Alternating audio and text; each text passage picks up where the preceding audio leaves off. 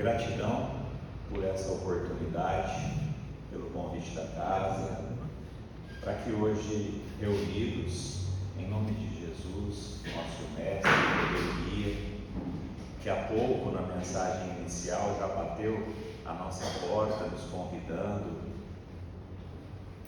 a aprender, a exercitar a sua boa nova, o seu evangelho, e mais uma vez, ao tema abordado da noite, vai ser sempre um convite do Cristo. Aqui nós trazemos algumas reflexões, porque nos foi proposto para o tema do Evangelho, nesta noite, mas pouquinho antes eu gostaria de fazer uma breve apresentação do Evangelho de uma forma que a gente começou a percebê-lo, com algumas particularidades. Não é única, é própria, mas eu acredito que é interessante. O Evangelho tem uma curiosidade já de início, Nós temos os seus capítulos no final, o índice é no final.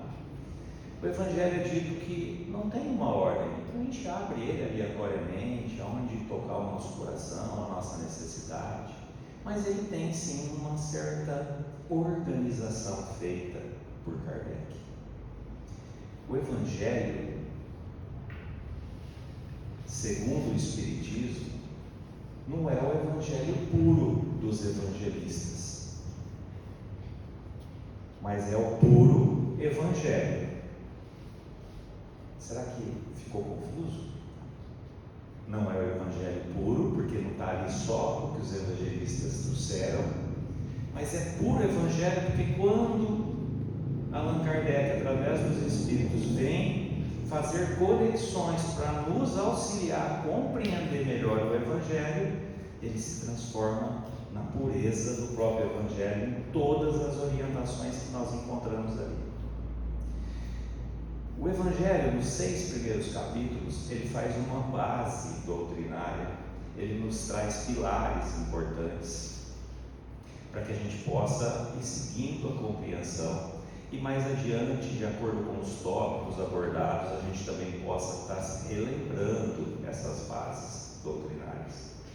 Então ele começa com o primeiro, eu não vim destruir a lei, primeiro capítulo do Evangelho, e ali o Cristo nos dá já a orientação nessa mensagem quando passou, e Kardec esclarece, mostrando que existe uma evolução na lei, uma evolução, melhor dizendo, nas religiões, nas doutrinas, no ensinamento. Então, Cristo não veio destruir, veio dar seguimento e complementá-la ainda mais. A doutrina espírita faz o mesmo. Vem trazer o esclarecimento sobre as passagens que na época o Cristo nos deixou, muito por parábolas, por frases marcantes da época, que o entendimento, talvez nosso naquela época, não conseguiria compreender da forma que a doutrina nos traz hoje. Então ele mostra a evolução do pensamento religioso no primeiro capítulo. No segundo capítulo, o meu reino não é deste mundo, nos convidando a entender a imortalidade da alma mais adiante, explicada por ele, com a prova viva. Cristo, quando aqui esteve, ele veio para matar a morte. Ouvi isso de um dos oradores, que eu não me recordo agora. Eu achei interessante, veio matar a morte, porque a partir daquele momento, ele mostrou a todos nós que a morte não existe, que a vida continua, que ela segue. Então, nesse segundo tópico, ele fala dessa imortalidade da alma. No terceiro tópico, há muitas moradas na casa de meu Pai, trazendo para nós a compreensão da evolução, tanto nossa quanto dos mundos, assim como a doutrina esclarece a todos nós, hoje, que vivemos num mundo ainda de provas e expiações, a porta na proximidade de um mundo de regeneração, e depois seguindo adiante em moradias adequadas de acordo com a nossa condição de evolução. Então, nesse terceiro tópico. No quarto, ninguém pode ver o reino de Deus se não nascer de novo. Olha outro pilar da doutrina espírita, né? Mostrando ali a reencarnação. Aqui estamos de novo, de novo, de novo, até aprender o convite, até aceitar a boa nova. E hoje nós vamos falar de convite também, de chamados. Depois ele vem no quinto capítulo e fala da bem-aventurados os aflitos. E quem de nós que às vezes não ficamos aflitos com as coisas que nos acontecem ou que acontecem à nossa volta? Ali traz esclarecimento sobre a lei de causas e efeitos, plantio e colheita. No capítulo 6, nos apresenta o Cristo Consolador, da base, depois traz o Cristo Consolador. E aí, um trechinho apenas, o Cristo diz assim: vou deixar 2 ensinamentos numa das passagens. Espíritas, amai-vos, primeiro ensinamento. Segundo, instruí-vos. Dali em diante, pelas bem-aventuranças e outros tópicos importantes, é o nosso manual de conduta, de transformação moral. É esse convite que ele faz na mensagenzinha inicial de bater ali, né? Convidando nós a nos modificarmos, a encontrar a felicidade que ele promete aos seus eleitos. Então ele fala das boas-aventuranças, fora da caridade não há salvação, amai os inimigos, e assim por diante. Lá no capítulo 16 para 17, ele começa já a fazer uma checagem disso. No 17 ele traz os 7 perfeitos, que antecede o capítulo que nós vamos tratar hoje, que é o 18º. Muitos são chamados, poucos os escolhidos. Mas no anterior, ele faz lá uma reflexão. Olha, vocês já conhecem a base, eu já dei exemplos de como caminhar nessa base. Agora vocês precisam ver as características que nós vamos adquirindo quando aceitamos o convite do Cristo. O Evangelho como um todo é um convite. Por isso nós podemos abrir ele sim, aleatoriamente, porque qualquer espaço vai ser um convite à reflexão de nós mesmos, à transformação de nós mesmos. O Evangelho é a segunda obra da doutrina espírita. A primeira é o Livro dos Espíritos, e ela traz conexões com o Livro dos Espíritos. Todas as partes e passagens do Evangelho, seus capítulos, têm conexões com as questões do Livro dos Espíritos. Em determinadas partes também do Livro dos Espíritos também são por partes. Isso é importante, por quê? Porque a gente vai complementando. Espíritas, instruí-vos, busque a verdade, que a verdade vos libertará. A chave para destravar isso é o conhecimento de ti mesmo. Então, todas essas respostas, quando buscamos esse manancial seguro, que é o Evangelho, nos traz do capítulo 18, que é o que nós vamos trazer algumas reflexões breves, né, pelo pouco tempo, e daí adiante, ainda tem outros capítulos até chegar na coletânea de preces, dentro de alguns que nós vamos citar, inclusive hoje, para refletir sobre esse. Muitos são os chamados e poucos os escolhidos. Iniciando com o pensamento já. Muitos chamados e poucos escolhidos. O que nós podemos tirar dessa primeira frase marcante, desse convite que o Cristo faz? Que só poucos serão escolhidos? Ou será que nós todos seremos um dia um desses escolhidos? Posso dizer que sim, pela lei da evolução,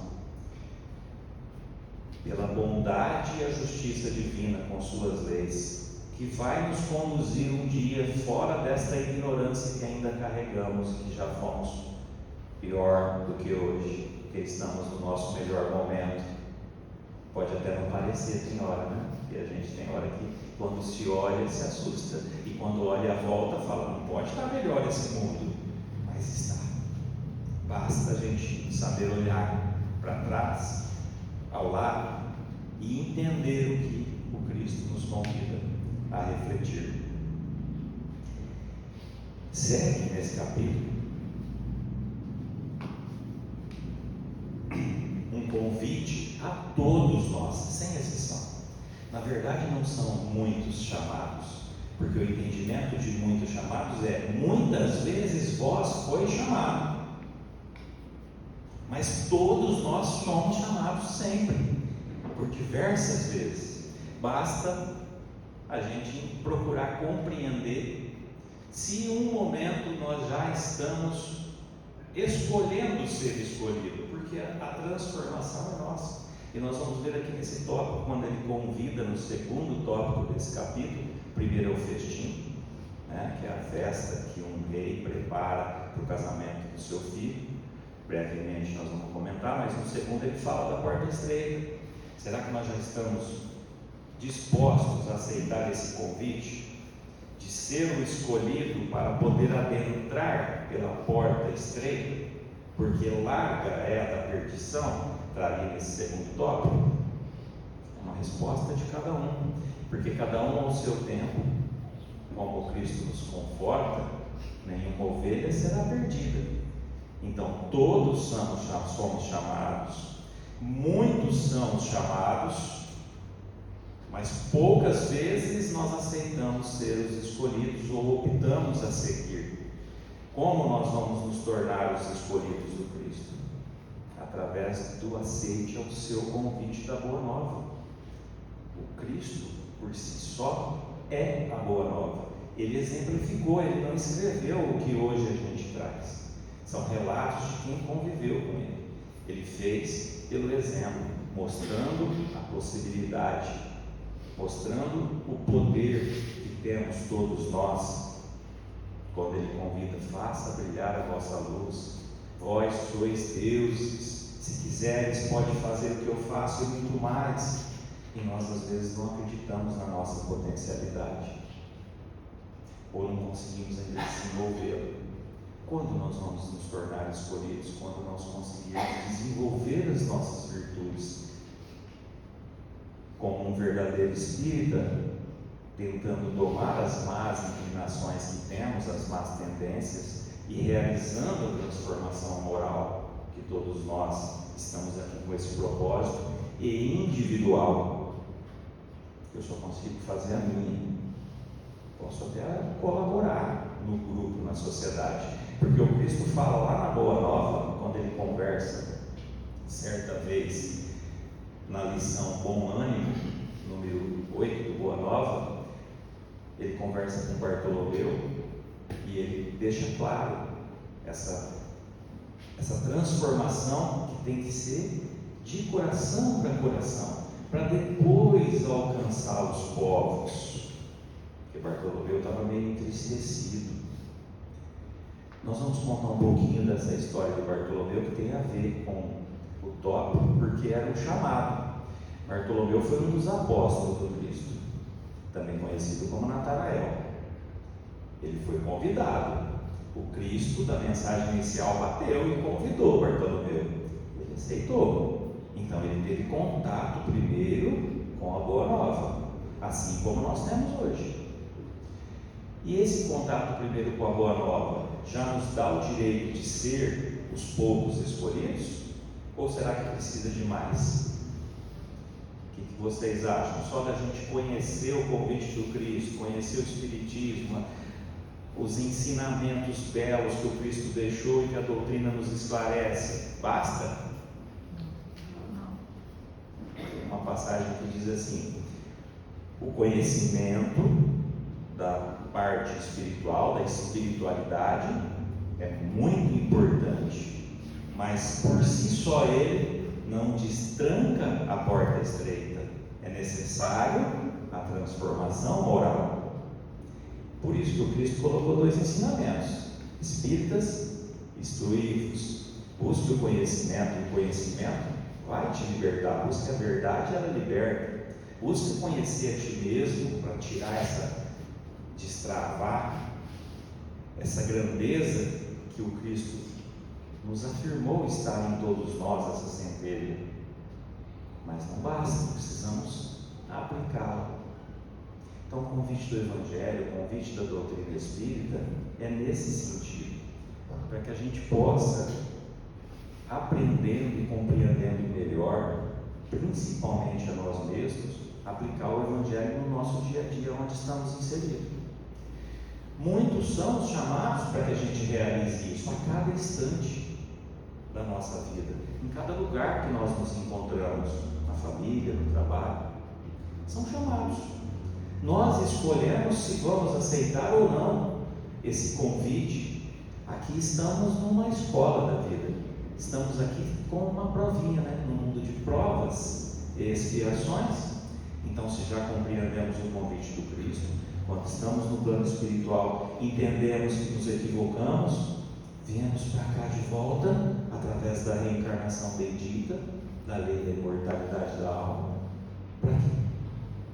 Para testar se eu já estou paciente, se eu já estou compreensivo, se eu já estou resignado, se eu já lidei melhor com o meu orgulho, com a minha vaidade, com o meu egoísmo, não é? E como nós estamos nesses testes? Não vou responder por mim, porque acho que vou ficar com vergonha de responder, porque a gente vive escorregando. Mas o Evangelho está ali, sempre nos convidando de novo. Não deu ainda para tomar essa má inclinação? Calma, continua, persiste. A história que se conta no início do festim de núpcias parece fictícia até, porque fala que o rei preparou um banquete dos melhores, a maior festa que podia fazer, e mandou convidar os convidados, os principais, os que eram os primeiros ali, e eles não deram bola. Todo mundo preocupado mais com as coisas mundanas, cada um com os seus compromissos. Vai ficar a tarefinha de estudar o Evangelho depois, porque eu vou fazer uma puxada para festa. E aí ele tenta uma vez, tenta duas vezes, tenta três vezes e fala: puxa vida, a festa está pronta e ninguém quer vir. Aí ele pede que vá então e traga os bons e os maus que encontrarem pelo caminho. E assim é feito. E aí tem mais uma historinha ali no meio que a gente fica mais, puxa vida, é tão difícil para vir. E depois ele chega lá, observa uma pessoa e diz que não está com as roupas apropriadas para aquele lugar, as roupas de núpcias, e pede que arranque dali e jogue para fora. Fica sem entender, E onde que nós estávamos nessa hora desse convite, hein? Que grupo que nós estávamos desse daí? Envolvidos em que atividade nós estávamos que nós não topamos ir a essa festa? Ou nós fomos, mas não fomos bem vestidos? Ou nós estávamos assim, já tentando estagiar, começar a se aproximar desse banquete? Porque ali é um comparativo com Deus, nos convidando, com o convite que o Cristo nos faz. Mas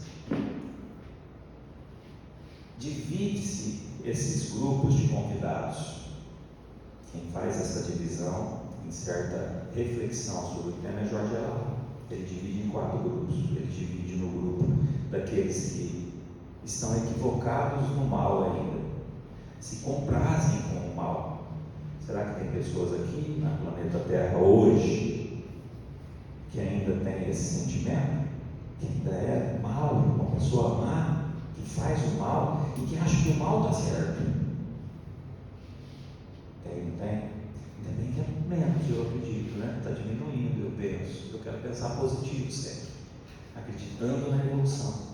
Diz que tem um segundo grupo que já não é tão mal assim, que já não é envolvido com o mal, mas também não está envolvido com o bem, nem lá e nem cá, que nem dizia minha vozinha. Tem um terceiro grupo que acha que já é bom, que já encontrou a verdade, que já descobriu o convite do Cristo, que já faz tudo certo. E diz Jorge Elahá que esse grupo é o mais perigoso, porque se equivoca sempre, porque ainda é uma verdade minha, ainda não é a do Cristo. Então a gente se dedica a uma certa doutrina, a religião que for, e aí se deixa levar por aqueles ensinamentos ao ponto de ter a verdade só para si. Então os outros irmãos de outro lugar estão totalmente errados. Aí ele começa a fazer o quê? Julgamentos, apontamentos, divisões, separações. Será que ele já encontrou o convite do Cristo? Será que ele já é um escolhido? Esse grupo, será que já é o escolhido? E eu digo que a gente tem que tomar cuidado, porque muitas vezes a gente está dentro desse grupo aí, porque a gente se acha já realizando algo, e não vou dizer que não estejamos, mas equivocados às vezes no olhar, porque o melhor exemplo de como nós devemos agir, lá na questão 625 do Livro dos Espíritos, já responde: qual o tipo mais perfeito que Deus ofereceu ao homem para lhe servir de modelo e guia? Vide Jesus. Então Jesus faria isso? Jesus em algum momento foi fazer divisão, foi fazer julgamento, apontamento, falar que ele que tinha a verdade sabia que estava certo, ele foi falar que o outro estava errado. Então, por aí a gente já sabe que o grupo 3 corre seus riscos, né? Se equivoca pela sua certeza de estar no caminho certo e no caminho do bem, mas já está se afastando do mal. Está bom já, né? Já está dando um passinho. E o grupo 4 é aquele que realmente entendeu a essência da vida, que realmente entendeu o convite do Cristo que Ele nos fez através da mensagem inicial e nos faz através do Evangelho nesta noite. Jorge Laná fala que para diferenciar os dois grupos é muito fácil. Um tem caracteres da divisão, então eu sou bom, ele é mau. Minha religião é boa, a sua é ruim. Divisão. Tem como base dividir. E o segundo grupo tem como característica não pensar em si primeiro, ou pensar sempre no outro. Então, quando a gente deixa de pensar primeiro em nós, ou seja, não estamos aí agindo com o egoísmo, né? Dos obstáculos do nosso progresso, questão 785 do Livro dos Espíritos, qual o maior obstáculo ao nosso progresso? Orgulho e egoísmo. Então, quando a gente está ali com o orgulho e com o egoísmo vivo, nós não olhamos primeiro no bem-estar do outro, nós olhamos primeiro no nosso, nos dos mais próximos. Por aí, dá para saber em qual grupo nós estamos? Eu vou até descartar o primeiro, que nós estamos aqui, nós já não estamos querendo fazer o mal. Já escolhemos fazer o bem, não estamos no segundo. O terceiro, às vezes, nós estamos meio ainda equivocados. E o quarto, nós já conseguimos pensar primeiro no outro. Em tudo que eu for fazer, eu não penso em mim. Tem alguém aqui no quarto? Todo esse silêncio é concordância ou é discordância? Né? Mas estamos a caminho se não estamos ainda no quarto, porque a verdade vai nos libertar a esse ponto.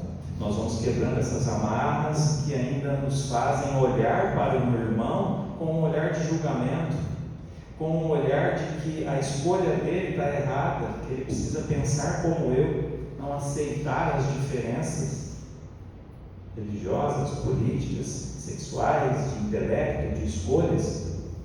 Nós ainda estamos enraizados nessa, devagarzinho nós vamos se desligando disso, não se preocupando mais com isso, porque o que importa é a nossa transformação moral nessa oportunidade.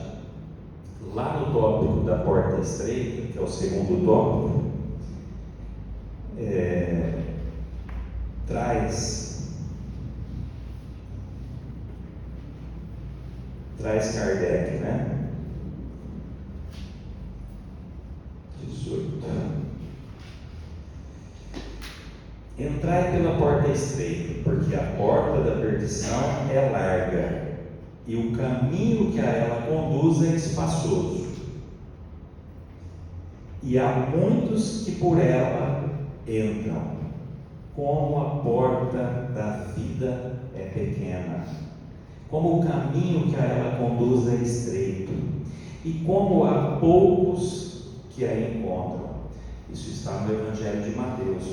Quando a gente vê o tópico seguinte, está no Evangelho de Lucas. E é uma colocação também da porta estreita, mas com outro enfoque. Ele questiona, na parte de Lucas, questiona: haverá os que se salvam, ou poucos vão ser os que se salvam? Quem se salva? Quem consegue adentrar pela porta? Quem consegue ser o escolhido? Mais ou menos isso Lucas está questionando, E aí ali a gente tem a resposta: fazer esforços para entrar pela porta estreita, porque eu vos digo que muitos tentarão adentrar por ela e não poderão. Por que foi retirado aquele da festa? O convite é a todos, mas nem todos poderão permanecer nesta festa se não tiver os caracteres do homem de bem, que está lá no capítulo 17 dos seres perfeitos. E o básico desse capítulo inicia-se convidando nós a amar os inimigos.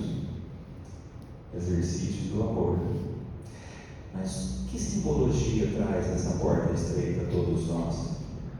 Que porta será que é essa? Como eu citei aqui, que a instrução, a orientação, o conhecimento vai auxiliar, mas sem a transformação moral, nós não conseguimos trancar essa porta. Por quê? O que ela é tão estreita assim que eu não posso passar por ela? A hora que eu passar, vou passar espremido. E ele diz mais: a estrada que a ela conduz também é estreita. É a nossa vida aqui nesse momento, As facilidades ou a largueza que nos convida a matéria, ao mundo, os apegos, o consumismo, nos conduz para a porta larga, nos distancia de Deus. Quando aqui nós somos convidados, somos chamados, e toda vez que nós não aceitamos esse convite ou não lidamos bem com ele, nós fazemos escolhas equivocadas, nós se afastamos de Deus. Toda vez que nós se afastamos de Deus, a vida fica doída, sofrida, difícil de suportar. Toda vez que a gente aceita o convite e tenta se aproximar de Deus, vinde a mim que vos aliviarei. O fardo vai ficando mais leve. Não tem outro caminho. É o Evangelho puro na vivência do nosso dia. Porque a gente passar pela porta, eu não vou levar os bens que eu adquiri aqui, carro, casa e outras coisas mais. Não pode. Como que nós vamos retornar para o plano espiritual? O que nós vamos carregar para passar nessa portinha estreita? Não dá para levar nenhuma mochila, senão não passa. E às vezes nós temos muito ainda apegos a tudo da matéria. Eu não estou dizendo que a gente não tenha que lidar e nem ter as coisas mundanas. Bem ao contrário, porque Buda orienta em uma das suas frases que nós temos que procurar o caminho do meio. Porque o caminho dos extremos é perigoso, a gente está sempre muito fácil de se equivocar.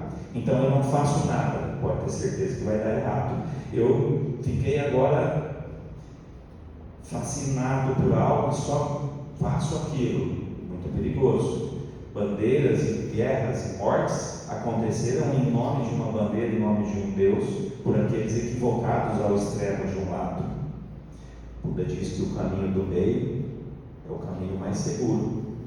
Por isso que a gente tem que aprender a lidar com as coisas do mundo material e do mundo espiritual. A questão que nós temos que nos questionar é quanto eu estou dedicando do meu tempo, dos meus investimentos em mim, na minha reforma interior, na minha transformação moral, na minha luta de se melhorar para encontrar paz. E quanto tempo eu estou me distraindo só com as coisas mundanas. E eu digo que quando eu me pego nessa reflexão, sempre a balança está desequilibrada. Eu sempre sei que estou em débito com a espiritualidade, que eu tenho condição e poderia fazer muito mais.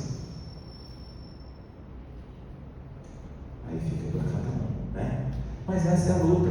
Um pouquinho de cada dia a gente vai se aproximando mais e se distanciando mais das escolhas equivocadas. Então nós podemos, e nós estamos falando da matéria, mas nós podemos ir também para outro sentido, né? No sentido da vivência. Porque muitos de nós, e eu acho que nos salva um, né, nós pensamos que temos posse sobre as outras pessoas, que é nosso, que é meu, é minha esposa, é meu filho, é meu neto. Não vou poder levar, vou passar na porta estreita? Não vamos, né? E o convite então é não ligar? Não, é amar o quanto puder, porque espíritas, amai-vos, mas instruí-vos para compreender que na porta só passa você apertado, porque é difícil esse caminho, ele não é fácil, ele vai ter pedras, ele vai ter obstáculos. Então o convite da porta estreita nesse trechinho é um convite a gente entender que se está difícil as coisas, a gente tem que aprender a lidar com essas coisas difíceis, porque é assim que nós vamos nos preparando para passar por essa porta, por esse convite que o Cristo nos faz. Quando eu comentei da Boa Nova, Bartolomeu era um dos apóstolos mais disciplinados, mais dedicados, conforme as narrativas, de seguir o Cristo a partir do momento que ele aceitou o convite. Primeiro ele desconfiou um pouquinho do Cristo, porque Filipe apresentou ele para o Cristo e ele ficou meio desconfiado. Nesse encontro ele já começou a perceber a grandeza de Jesus, porque Jesus já trouxe a ele revelações que só ele tinha no íntimo, e falou para ele assim: você está abismado porque eu falei isso, né? Eu te revelei essa situação, muito mais você verá. E quando nós escolhemos o convite do Cristo, muito mais nós vamos ver. Mas mesmo depois de aceitar e se tornar dedicado, ou seja, olha nós aí na figura de Bartolomeu, a Boa Nova já chegou até nós. Nós já estamos aqui porque nós já aceitamos o Cristo como modelo e guia. Não é isso? Ainda não compreendemos como fazer, mas já aceitamos. Então, mesmo aceitando, conta-se que Bartolomeu era triste. Ele era dedicado, mas ele vivia triste. Certa vez o Cristo teve um tempo na casa de Pedro para conversar com ele sobre essa tristeza. E quando o Cristo questiona, Bartolomeu fala que não sabe explicar de onde ela vem.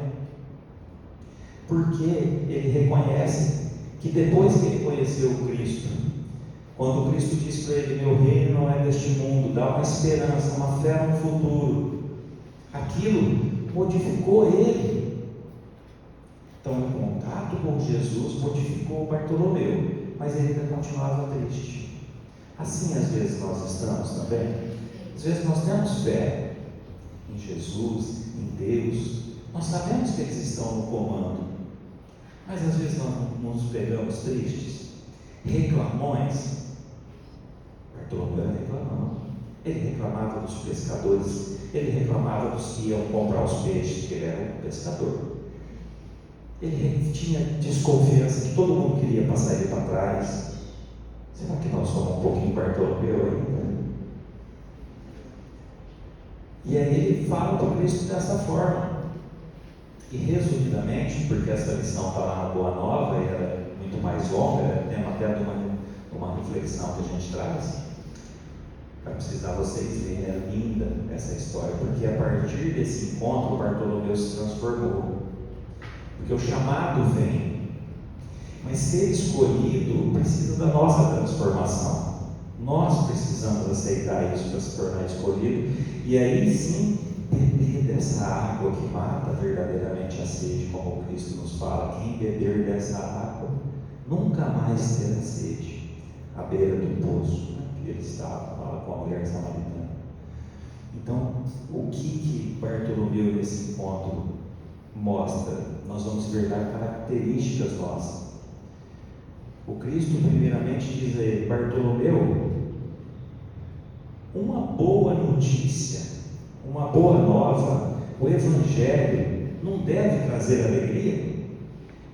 Alguém daqui recebe uma boa notícia e fica triste?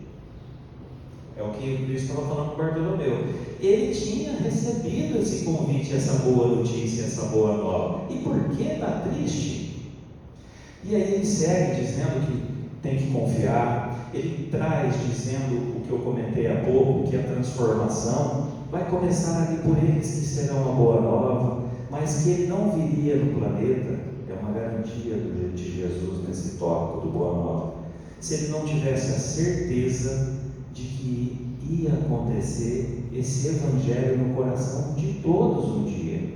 Ou seja, nós vamos nos transformar em seres melhores, todos nós, mesmo aquele irmão perdido, hoje aos nossos olhos. E ele cita isso lá. Mas Bartolomeu tinha perdido a mãe, e aí ele fala, mas não posso ficar triste porque minha mãe partiu. E o Cristo fala, mas quem está perdido? Quem está perdido? Se ele próprio nos ensina que a vida continua, que mesmo aquele dos mais equivocados no crime, nos erros, nas escolhas, não está desamparado, nem uma ovelha está perdida. Então ele questiona Bartolomeu, vai contestando e esclarecendo a nós, né? Bartolomeu reclama dos negócios quando não dá certo, parece que tudo está contra mim. E aí ele questiona, mas qual o melhor negócio do mundo? Qual o melhor negócio do mundo? Um negócio que a gente faz material, ou aquele negócio que nós investimos e levamos pela porta estreita? A nossa mudança. Então Cristo vai ali trazendo pontos muito importantes nesse tópico, que eu percebo assim, muito vivo em nossos corações, os questionamentos de Bartolomeu, porque ele observava a vida à volta e via injustiças. Hoje nós ainda vemos injustiças. Via pessoas levando vantagem sobre as outras, ambiciosas, passando por cima de tudo. Crime. Tudo isso é o que Bartolomeu via naquela época, e aquilo entristecia, porque, puxa vida, a Boa Nova fala isso, mas eu estou olhando aqui, estou vendo só a coisa errada, e ele não conseguia estar bem. Depois dessa conversa, Bartolomeu se transforma, porque ele percebe o que nós todos temos que perceber quando recebemos o convite do Cristo através do Evangelho. No Evangelho, no Livro dos Espíritos, nas obras básicas, né, no Livro dos Médiuns, e nos complementares diversos como esse que cito aqui, que é a obra de Chico Xavier, pelo Espírito Humberto de Campos, nós vamos encontrando respostas para nos consolar. É o amor, é o Consolador prometido. E vai nos esclarecer.